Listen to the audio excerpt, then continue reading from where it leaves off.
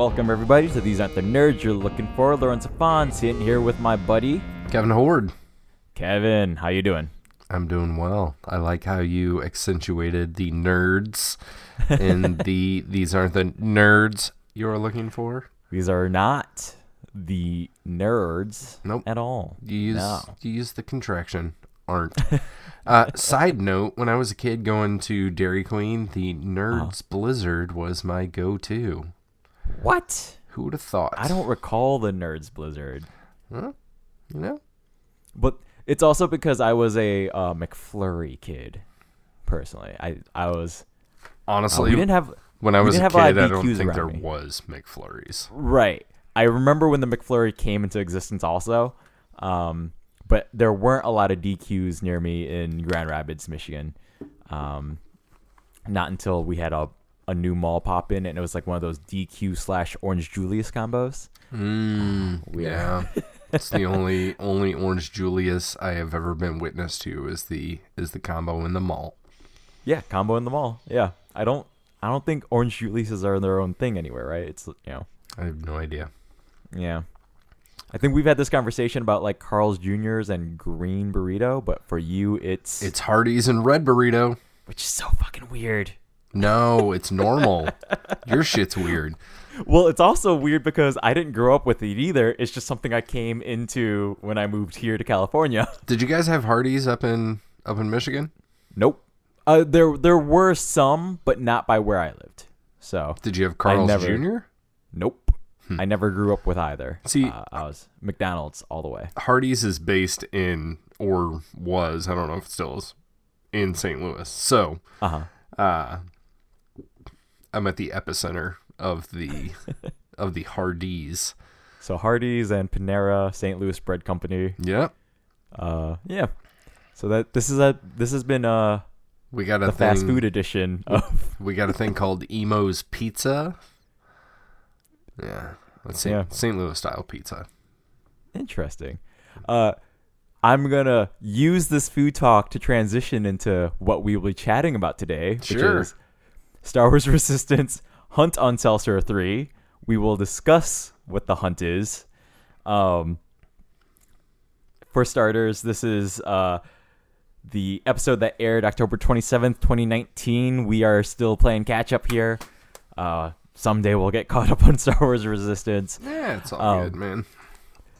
This is Season 2, Episode 4 of Star Wars Resistance, directed by Brad Rao, written by Sharon Flynn. Should we just get right into it? Yeah, quick question. Brad Rao is definitely a name that I recognize. Sharon Flynn, however, is new to me as far as not only this series goes, but the Clone Wars also. Did her name, I don't know, trip anything in your brain as Nope. we've heard from her before? All right. Definitely on a quick clicking around here on Wikipedia. Her bibliography shows only this episode. Interesting. So, cool. Yep. This is her one contribution to Star Wars as of right now, anyways. All right. Well, Miss Flynn, we're going to talk about your episode, and we'll see how you do. Yeah. So, as always, I still like to give this warning. Spoilers, I am about to summarize the entire episode of Hunt on Celsor 3. Again, Season 2, Episode 4. Spoilers, you have been warned. This is the part where Kevin is silent for 3 to 5 minutes, and you get to listen to Lorenzo tell you what's happening. All right, we're starting off on the Colossus, and it is officially out of food. People start panicking. We get Aunt Z, and she is ready to leave. Niku is on board with this plan, and then Aunt Z kind of gathers a lot of people, and they hop on out of there. Captain Doza is trying his best to calm everybody down. We get a quick moment with the pirates who see an opportunity opening up. We head over to Aunt Z's bar. Kaz and Tora are there trying to convince Aunt Z to not leave the Colossus because it might be more dangerous with the First Order on their tail. Aunt Z, however, mentions that if Kaz and Tora can catch the Jacuz that was previously featured in the last episode, which was that big flying manta ray thingy. Yeah, That is we learned now the name named- of this thing. yeah, And that is the Jakkusk. And we also learned really quickly that it's Celsor 3. That ice thingy was Celsor 3. Aunt Z mentions there is a lot of meat on that thing, and Kaz mentions you can eat this, and apparently you can. So pirates come in and offer to capture the Jakkusk. Captain Doza does, in fact, send Tora and Kaz in an effort to avoid a mutiny and to maintain some sense of control on the Colossus. We cut over to Celsor 3. The pirates throw down some detonators to draw out the Jakkusk. It indeed comes. The pirates just try shooting at it, which, as we saw last week, does not work. Kaz lets them know that. They don't care. They keep trying to shoot at its impenetrable shell. Pirates lose 3 ships. Kragan calls a retreat. I keep messing my words tonight. The Jakkusk gives chase. Kaz and Tora shoot at the underbelly, and the Jakkusk disappears. Damn it. I'm tripping all over. So they all retreat without the Jakkusk. Aunt Z says that they will leave that night as there are still no more supplies, no more food, nothing that she can serve people on the Colossus. I think they're out of water also. Oh, yeah, they're out of everything. We do get... we kind of know they're out of water because we get like a glimpse of the one elder bar patron trying to tip a cup into his mouth, and literally nothing comes out. So even if water, we had last week, I think Aunt Z served some water. Yep. Right? So I'm going to talk out about this guy later. They're out of everything. So pirates convince everybody that it's Captain Doza's fault. Kaz and Tora form a new plan to take a cannon and go back to Celsor 3 surface and try shooting at the Jakkusk from underneath with the big old cannon. Buggles stows away on Kaz's ship as Kaz and Tora head back to Celsor 3. Sure. Once they land, Buggles runs away. While looking for Buggles, they disturb the Jakkusk. 2 pirates from the downed ships from earlier run past Kaz, and they steal their ships and get out of there. Kaz sets up the cannon to shoot at the Jakkusk, but the Jakkusk takes out the battery, which powers the cannon. So Kaz uses CB-23 to power the cannon and then shoots at the Jakkusk. Direct hit at the underbelly of the Jakkusk. Jakkusk goes down. I really am tired of saying the word Jakkusk at this point. Once back on the Colossus, the pirates apologize to Kaz and Tora for stealing their ships and leaving them behind and deserting them. Captain Doza makes a speech to the citizens of the Colossus saying that it is in fact his duty to try and take care of everybody, but they are in fact in dangerous times, but he will try to make sure that they don't, all starve and dehydrate to death. The holographic sky projection appears over the marketplace, and it turns out that Niku was creating this hologram thingy to try and just liven everybody's spirits or something like that. And Kaz is like, well, it's good to know that you're staying, buddy. And Niku is like, oh, I never was planning on leaving. I just needed supplies to make this, and that's why I walked away. And then that's the end of the episode. That's it, man. We get a soft musical downturn to our logo and cue fanfare. Light fanfare, and that's what we got for this episode. There we go, man. Well done, sir. Sorry for interrupting you those couple of times. Nah, it's all good. Where do you want to start with this? My first note is that I love the drunk guy. I like the drunk guy too. I don't know what his name is. I have no clue either. But he is one of those fun background characters that keeps popping up, and all of his lines and every time he's in the show is him at the bar not being able to get a drink or something and not being happy about it. At one point in time in this episode, he freaks out because Aunt Z is like, oh yeah, Doza, we don't have any food or drink. And he's like, no drinks. The walls are closing in. And he just fucking goes crazy, and it's hilarious. So it turns out his name is Al. Nice. Like alcoholic. Yep. Like that. Yeah. Yep. Just Al. I do like at some point when his cup is empty and he throws it in despair, essentially. A droid even comes up and starts consoling him. Yeah. And the droid is like, it'll be okay, man. But yeah, he's perfectly employed on this show, I think. It's just the right amount of humor with this guy. He kind of reminds, like, he's kind of, as of this far, and we had seen him in the first episode, but he kind of fills that same role that cleaning dude from season 1 kind of. OP Pit? Yeah, OP Pit. It's kind of like that. Like, it's just like a perfect little splash of humor, right? So I do, between OP Pit and Al. It's like a cameo of nonsense. Yes. But it's delightful. Yeah, I really, especially in this episode, because it's undercutting the very real despair that they're all about to starve and go thirsty. Right. This dude was in a desperate moment in his life long ago.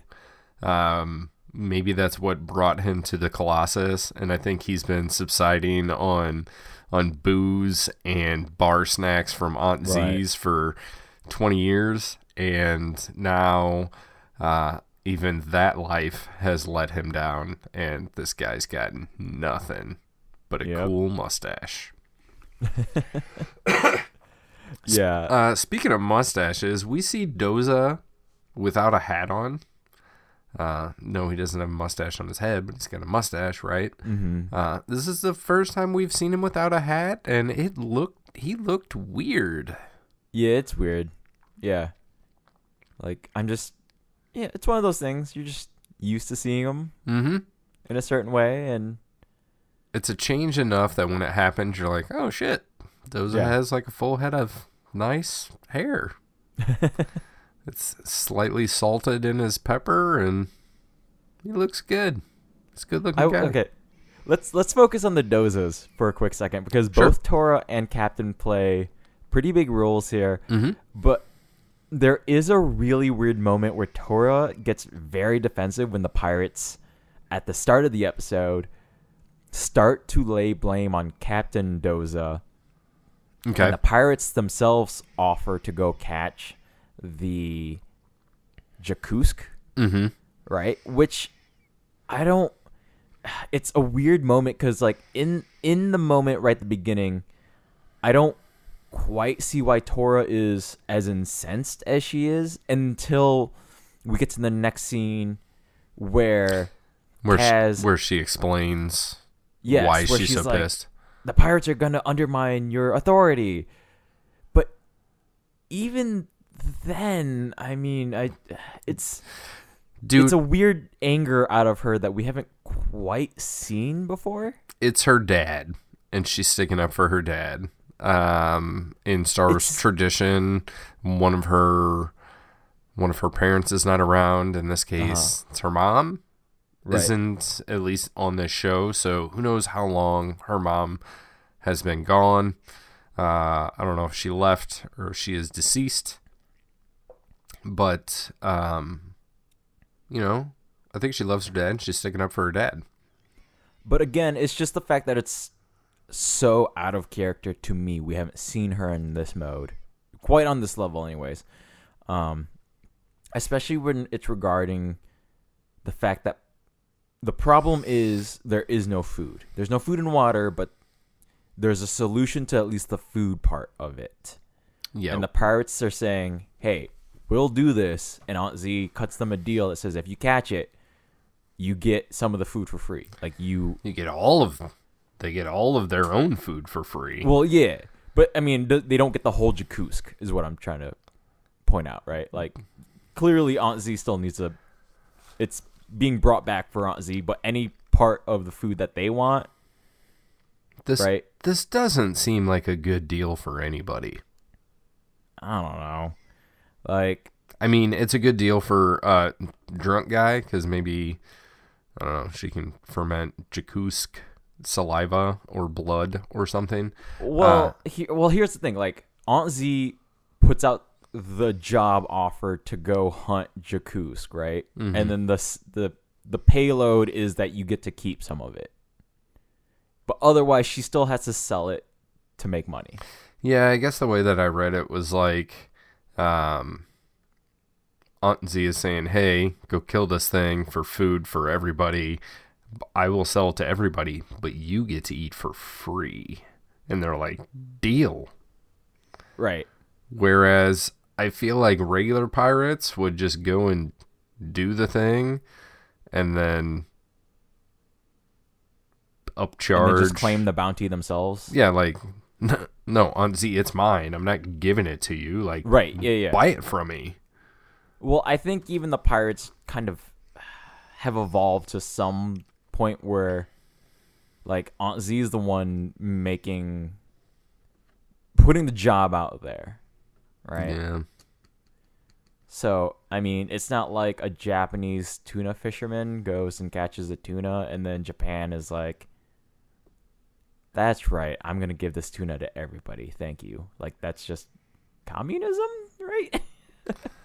Yeah. As far as we know, that doesn't exist on the Colossus.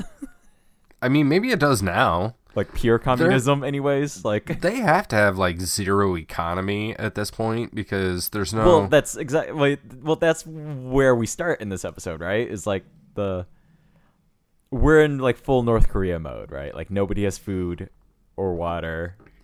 And the difference is that this includes Doza. This includes the high tower, right? Yeah, this includes the high tower. Okay. Aces, everybody. Everybody's on the same playing field here. But so this point I had no issue with, other than the fact I can see what you mean by the fact that they are pirates, but I think just structurally the motivation of this story is questionable. It works fine in the execution. Mm-hmm. You know, you don't have to think about it. You can just breeze on. But I guess my point is that the fact is that the owner, operator, bartender of a bar tells her patrons, like, hey, you go fucking kill this thing and bring me the meat, and I'll sell it to everybody else. You get to eat for free. And these are pirates, and pirates are usually selfish and out for themselves, and it would be more advantageous for them to use this as not only food for themselves, but as a source of power, right? Not like, yeah, we'll do this for you for nothing, and we'll give it to you, and then we'll get something free in return. It seems like there should be some other type of something exchanging hands, is all I'm saying. I mean, I think we're in a situation where it's like, when you're starving, would you rather get money or food? I think that I would rather get the food and then... But that's the thing, is they would have the food. They would have it. What they're doing is they're doing like a selfless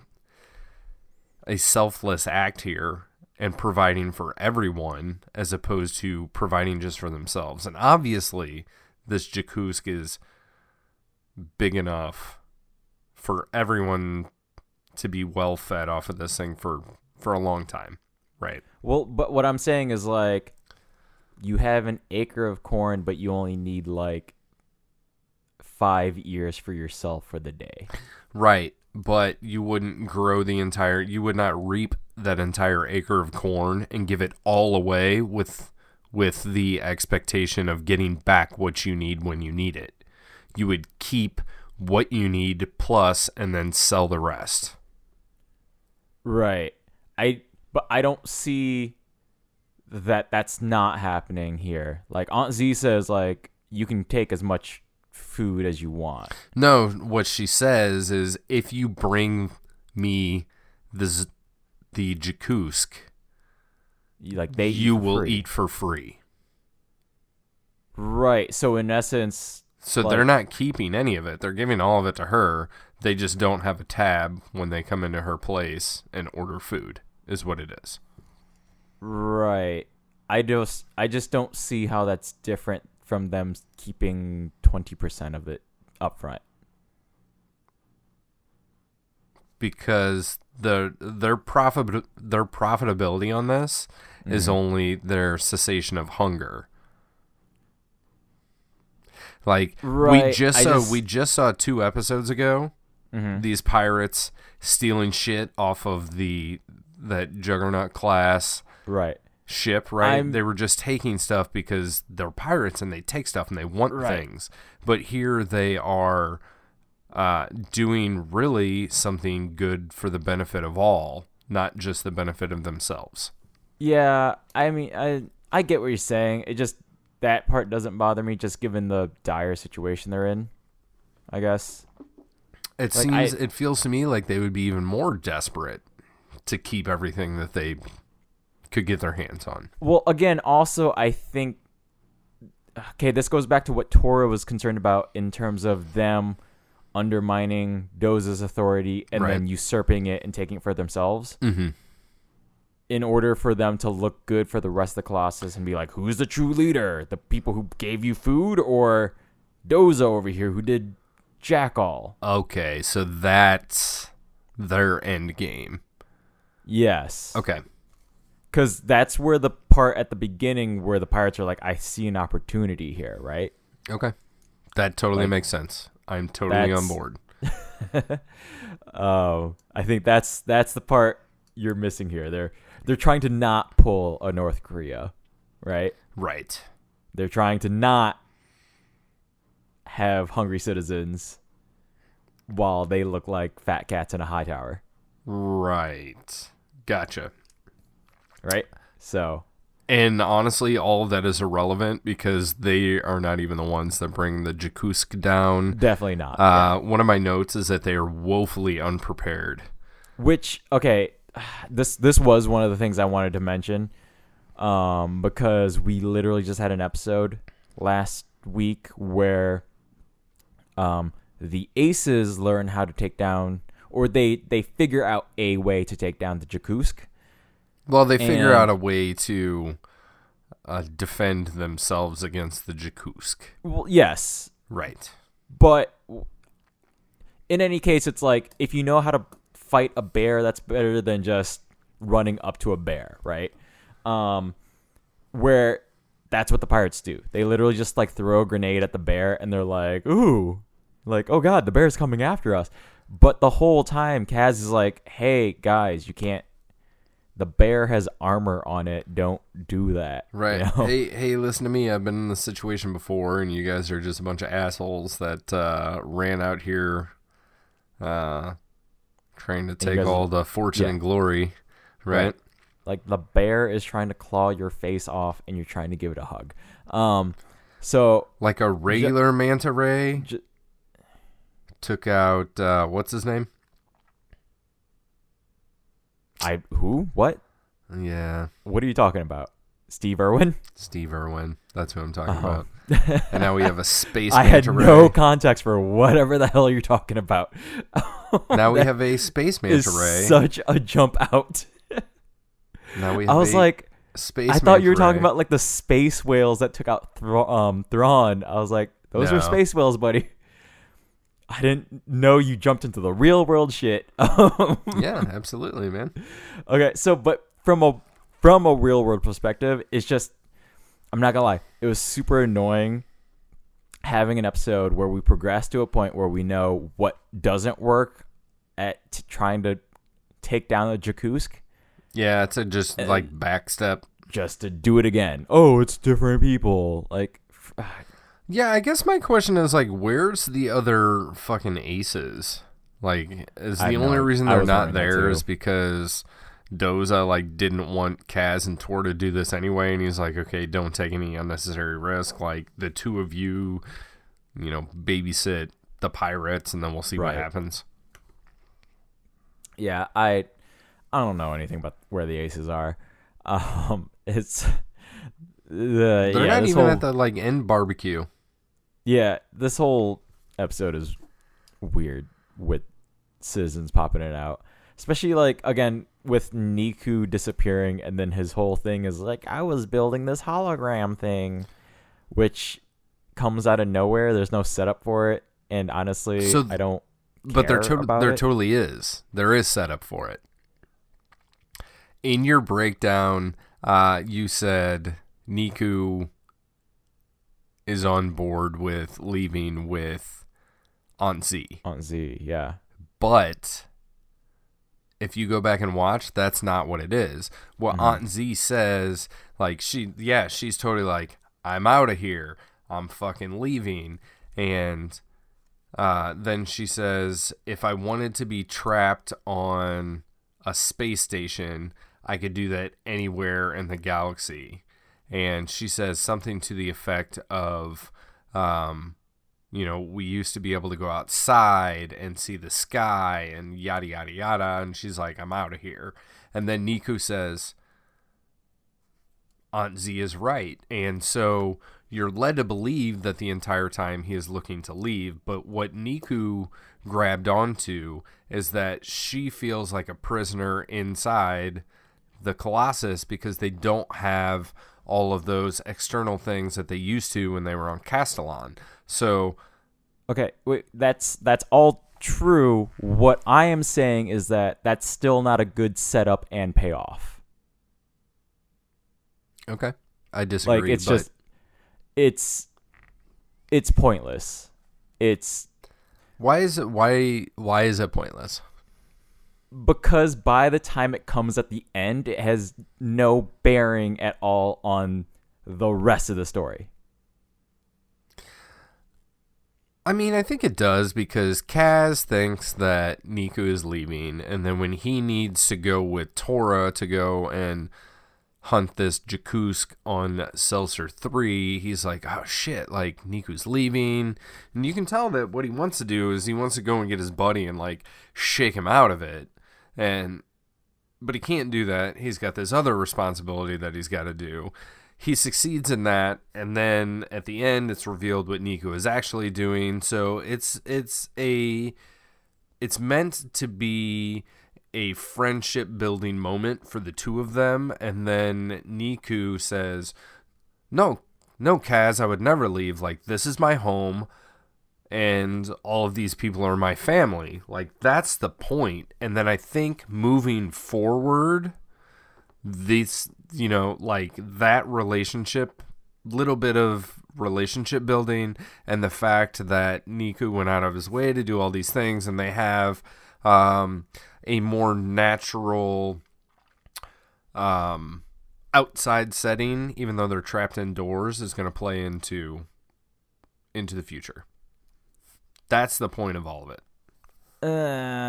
No, because having something mentioned at the beginning and then like never mentioned for 20 minutes and then one more thing happens at the end, that is not development. That is not set up and pay off.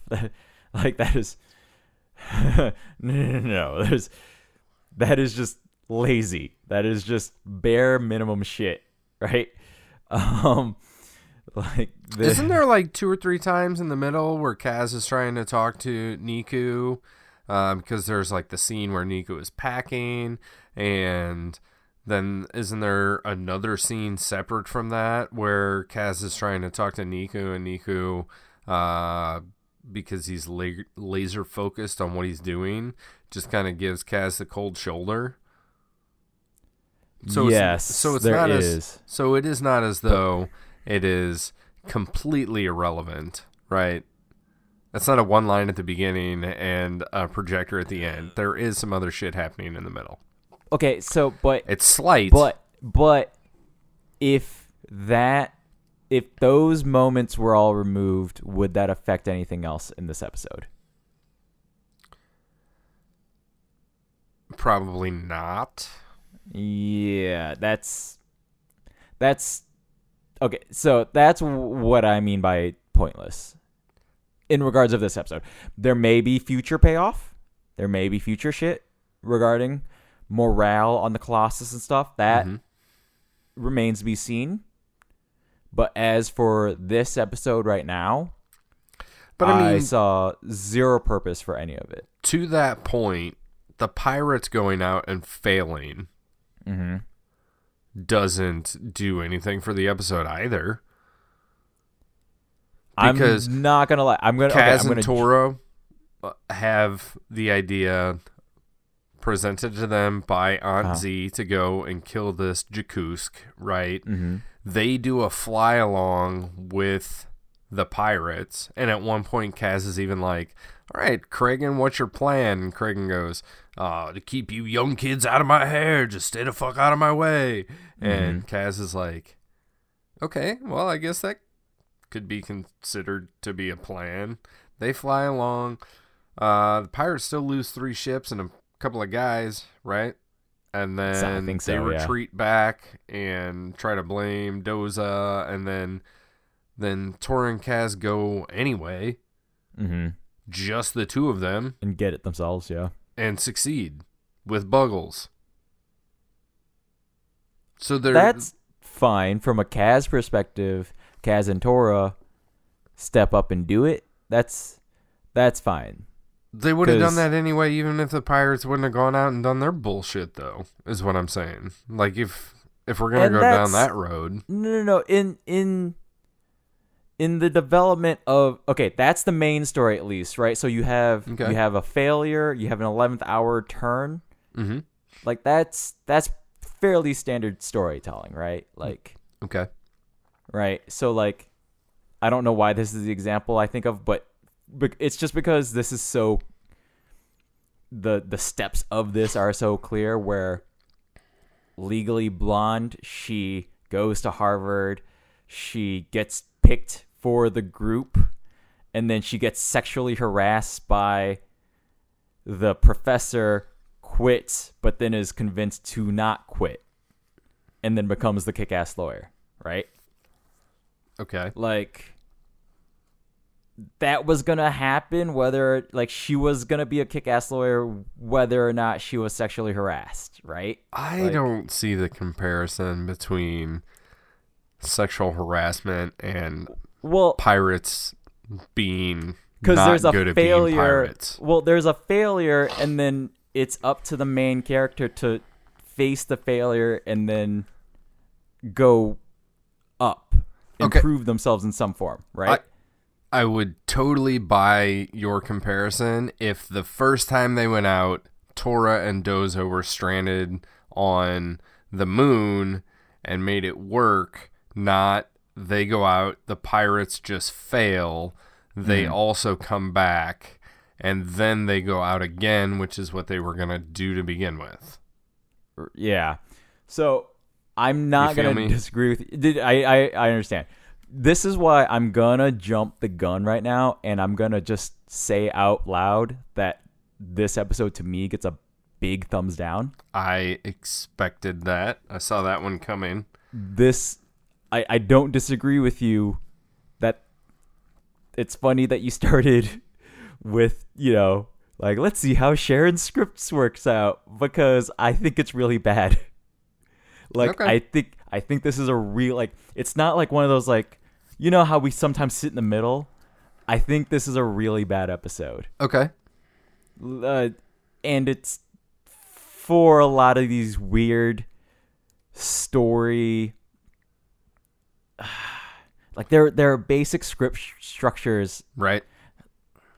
This is why I went for Legally Blonde, because like that script follows a hero's journey so damn well. And as we all know, like if you're a Star Wars fan, like Luke Skywalker in A New Hope follows like all the basic tenements of the fucking hero's journey. Right. And a TV show is a little different in which like every episode has to have like a little mini hero's journey while like it builds up the bigger arc of a hero's journey, right? Right. Not every episode needs to do that, but there still needs to be some semblance of build, right? And I agree with you. This episode is all over the fucking place for that. Yeah, it is. And okay, since you gave your approval / denial, you gave your thumbs down. I do give mine. I do give this one a thumbs up. Mm-hmm. I enjoyed this. Right. Yeah. There's so many questions. Mm-hmm. This entire bit is probably irrelevant. Like, they got some food. That's the point of this episode. And right. Go ahead. I was going to say that one of the things I really like is the Niku bits. No, I didn't care. I'm not going to lie. I was bored out of my mind with this episode. Like, I had trouble paying attention even though I was taking notes. Like, I was all just... I didn't care. I didn't care about any of it. The show is not giving me a reason to care for any of it. I barely remember Niku packing, even though I watched this episode twice. Mm-hmm.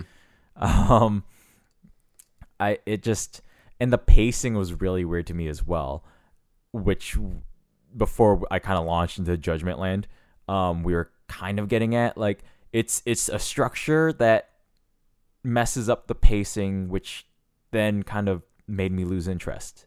Okay. I feel you on that. And I hate to sound like a broken record, but we are 4 episodes into season 2.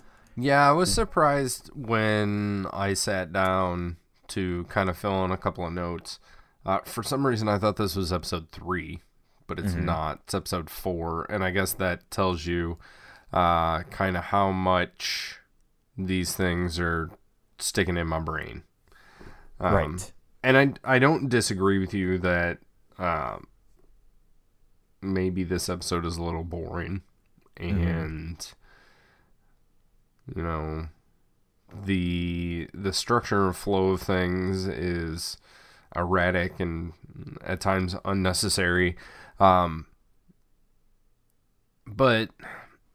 honestly, the reason I give this one a thumbs up is,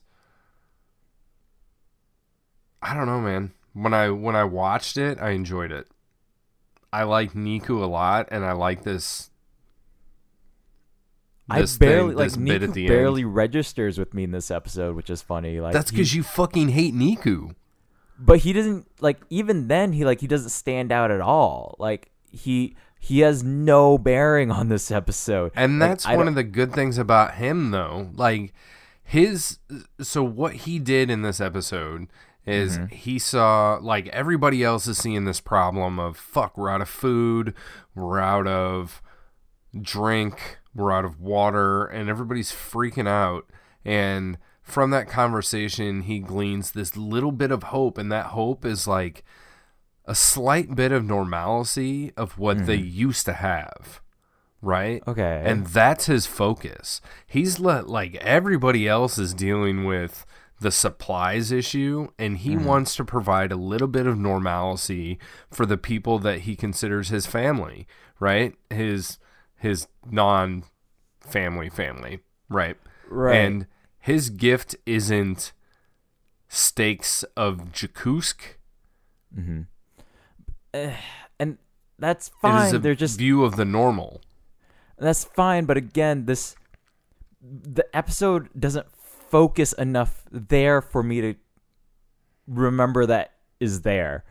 Instead, like, the parts that do stick with me are like the weird, like, plot armor style, like, oh, this cannon needs a battery, and the Jakutsk randomly happen to swipe the battery, which is the size of like CB23, because we needed something to happen here to make this more fuddlesome.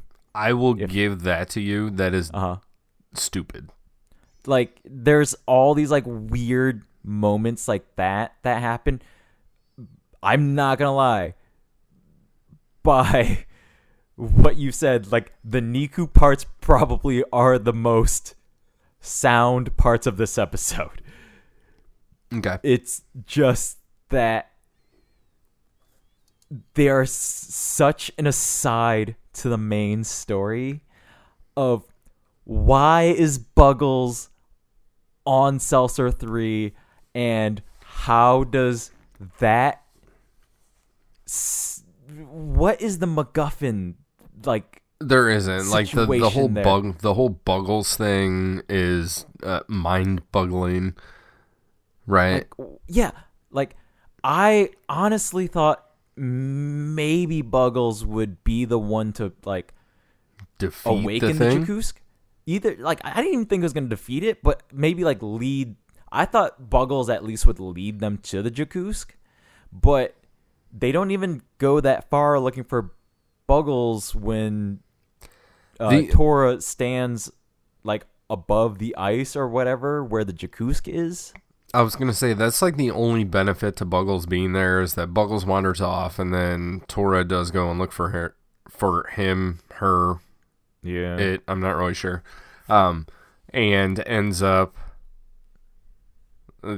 like awakening, disturbing the Jakkusk. I don't even think it's the fault of her or Buggles or whatever. She just happens to be out on like this snowfield when the Jakkusk unearths itself. Right. So what the fuck is Buggles doing here? Why?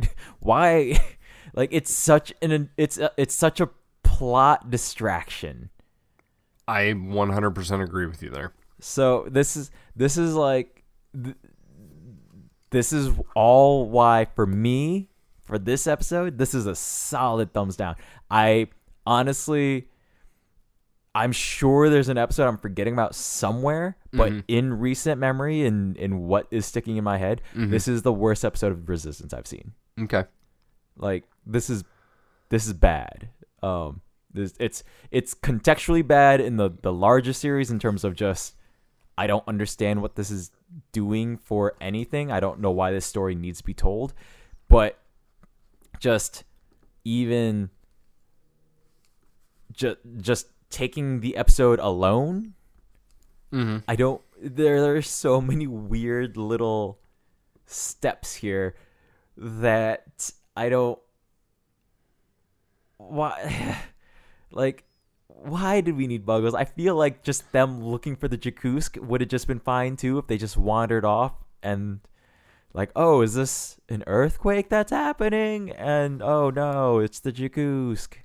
And speaking of the Jakkusk, okay, to kind of finalize what you've been asking, Buggles' involvement in all of this doesn't make sense. No. I think is pointless and is quite distracting, right? But the whole search for the Jakkusk, Kraken and his crew, aside from being like underprepared to attack this thing, like they don't even know what the fuck it is, right? I guess they know it's a Jakkusk. I don't know if Kraken has any knowledge. I don't know if anybody has any knowledge except for apparently Aunt Z, because she's the one that says like what it is or whatnot. Right.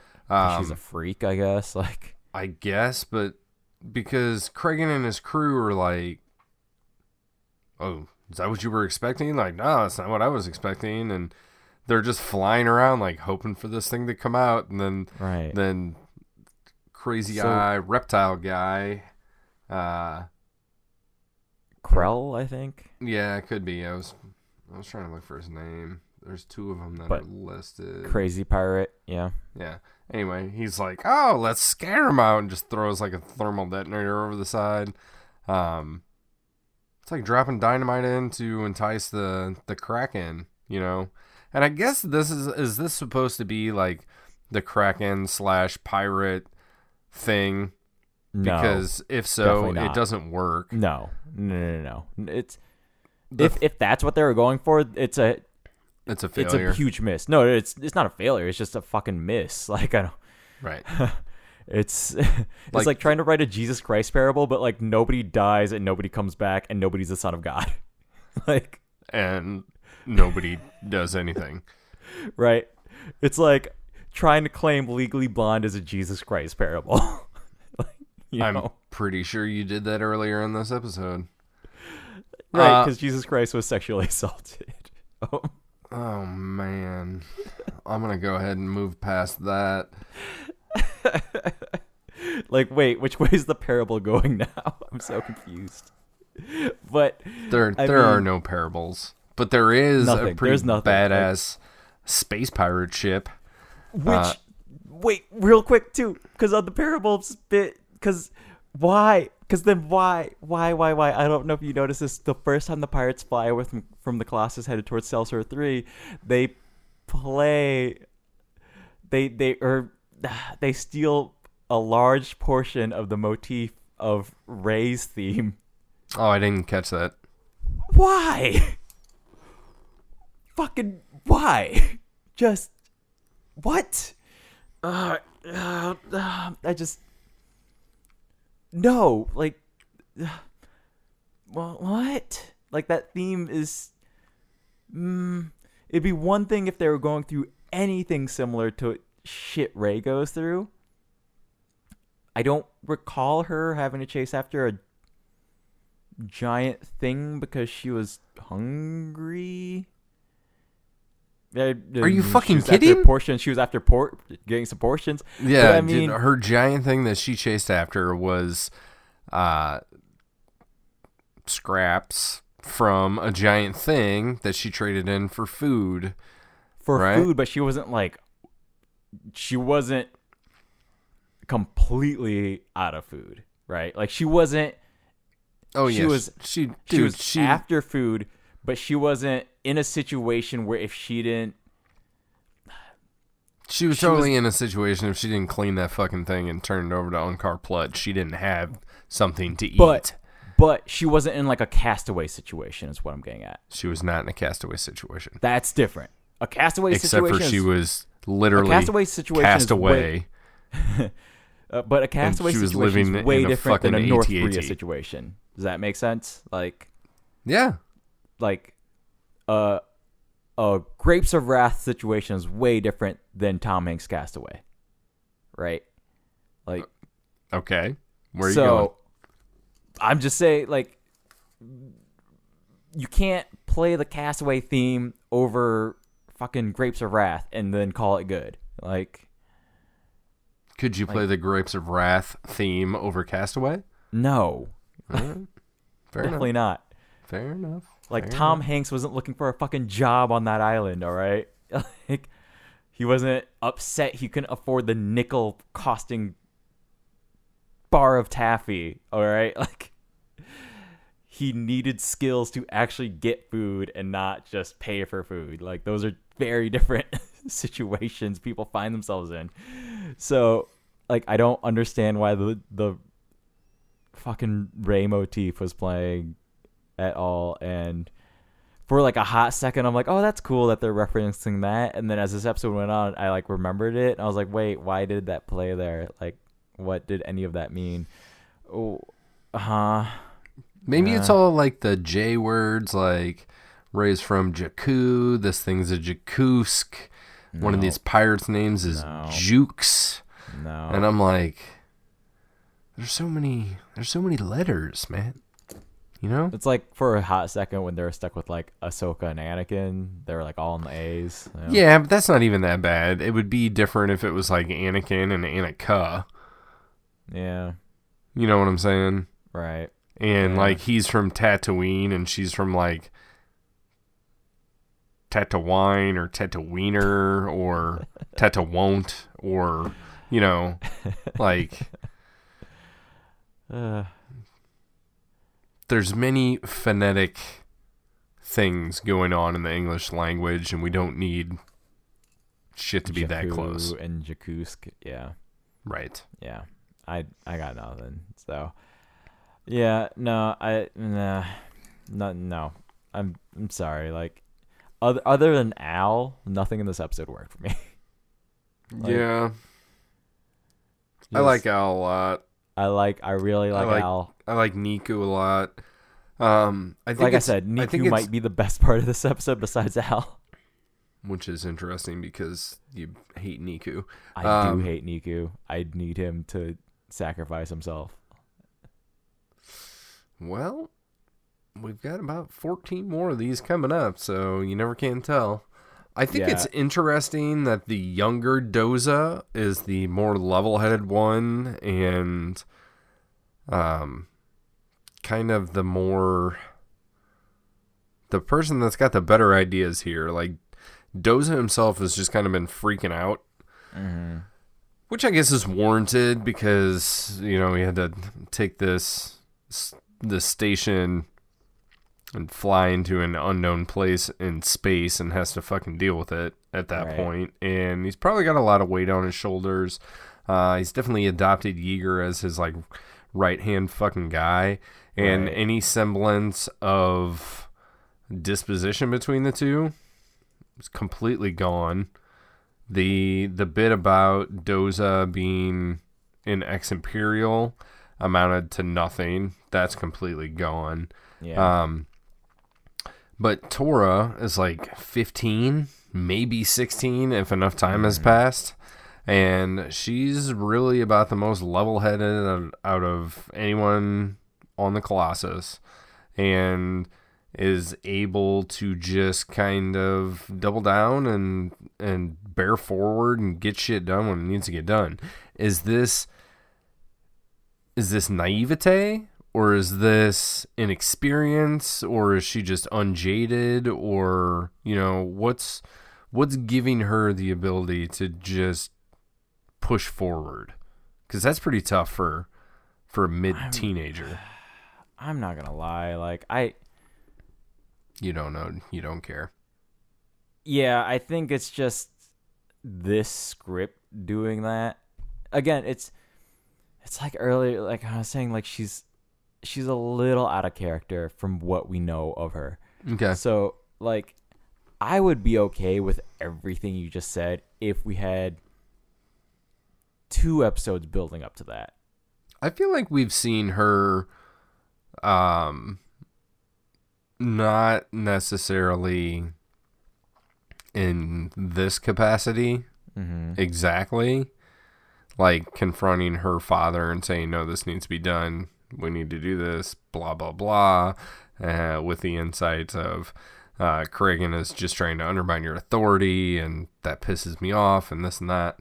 But I feel like she's been whatever one step below like a driving force is, like she's force pushing forward. She's been forward momentum.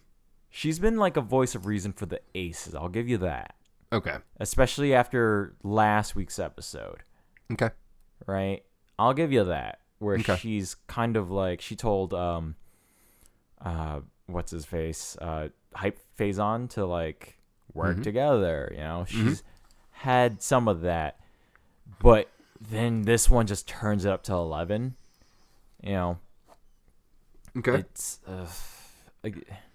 It's more that I just get disturbed by like how angry she is in this one, right? Whereas she was level-headed in the last one, where she was like, "Hey, Hype, like the whole point is we're supposed to work together and try and defeat the First Order, but I was about to shoot and you went in front of me. That's not good." Okay. Right, and then this one, she's like, "Those pirates, god damn it! Like, what are those pirates doing? Like, they're gonna undermine my father." Like, it's just like, what? Okay. Where'd that come from? So, yeah. The only other note that I have is about this cannon that Tam supposedly built. Right. Plot convenience is the only thing that I can say is right, or like name dropping or something. And for a while I was thinking, why would the fireball need a cannon? Because these are racers. But then I was also thinking, oh yeah, they use the racers. They use the race cars to defend against the pirate ship. Pirates, yeah. So I guess that makes sense. But this is like a super fucking cannon, which is like wasted. Does the cannon maybe stay on the Colossus? Is it like a landside canon? No, because Kaz does say that Tan was working on this thing to install on the fireball. On the fireball specifically, okay. Yep, I got nothing. It's got more firepower than all of the pirates' ships combined. Yeah. Nah. It's, yeah. Which I think what's Kragan's ship name? The Galleon? Yeah, that sounds This right. thing should be made into a Lego set because it's fucking badass.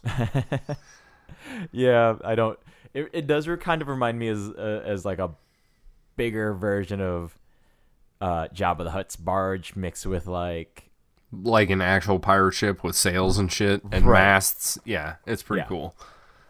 So, I'm sure somebody's designed it online. You could probably just buy the individual pieces and start building. I'm going to look for it, man, because that would make me very happy. I like pirates and I like Star Wars, and Star Wars pirates are pretty cool. Makes me wonder if Kragan and Hondo have ever met each other or teamed up or See, like that, I'd be curious to see. You know, that would be kind of cool. they're both definitely alive at this era. You know, Right. like obviously Kragan is, and thanks to Galaxy's Edge, we know Hondo is. Yep, for sure. You know, I saw him earlier today. Nice. Well, Got the coaxium. next time you Make a see him, you'll coaxium have to ask reference. him. I'll make a coaxium reference every episode. That'll be the running gag. It's not out of place in the Disney era. I'll put it that way. The last thing I want to say though is that this episode was bad enough for me to tell one of my friends that who I knew hadn't started this season yet. I To told him not don't. watch. No. I told him, and it was Greg. I told my buddy Greg. He said, I was like, dude, like binge it at some point, but don't start it now if you have other shit. Like, this is bottom of the pile of. I'm gonna fucking call Greg and tell him spend 22 minutes and 3 seconds every week to watch this fucking show. There are so many other shows to watch instead of this. Like, I don't think there are. oh, there's so many better shows than this. I think the other litmus that I've been saying is if we weren't doing this show, is this a show I would watch? And right now it's definitely a hard no. I'm still a yes on that one. I would have given up after the second episode, honestly, and this is not helping. Well, hopefully moving forward, your opinion will be changed. I hope so too. I mean, honestly, I do not go into this wanting the shit on this show. It's just this one in particular made me so bored that I am angry right now. So that is my review of this episode. That being said, what would Angry. what would be your one-word review of this thing? Angry. I'm angry. So this is an angering episode for you? Yeah, angering. I thought you were gonna go with boring, but that'll work. No, it's beyond that. This one is bad. This one's bad. Like, to me, this one is bad. I called this one distracting. Uh-huh. And I'm not gonna lie, if I did not formulate my opinion before we sat down to talk about this thing, you could have easily talked me over to the dark side. Right. You could have been the Palpatine to my Darth Vader. But I did make the decision that I gave this one a thumbs up. I watched it 3 or 4 times. You know, I had a fine time.